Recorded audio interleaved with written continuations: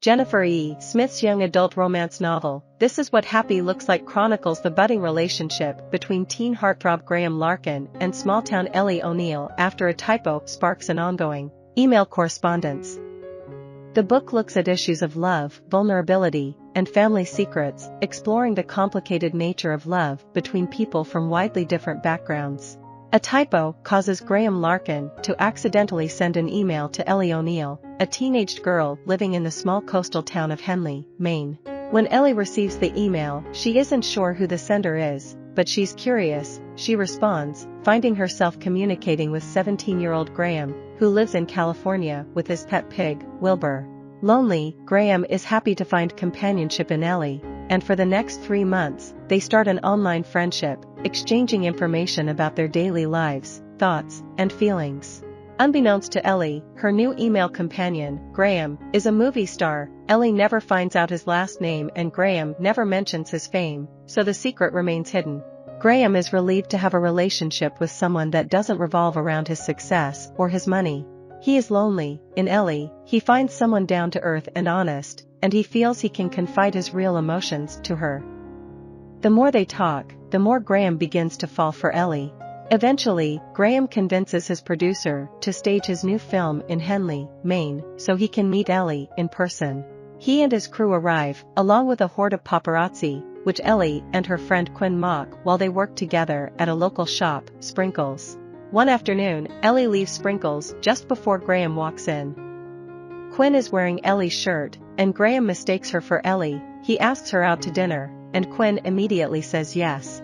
At dinner, Graham, realizing his mistake, tracks Ellie down through Quinn in order to tell her the truth about his identity and his presence in Henley.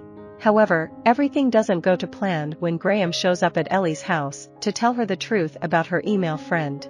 Ellie is shy, and she is embarrassed that she has been revealing so much about herself to someone so famous. She is also overwhelmed by the idea of drawing attention to herself, because she is hiding a family secret. Ellie, it turns out, is the illegitimate daughter of a prominent politician who is now running for the presidency.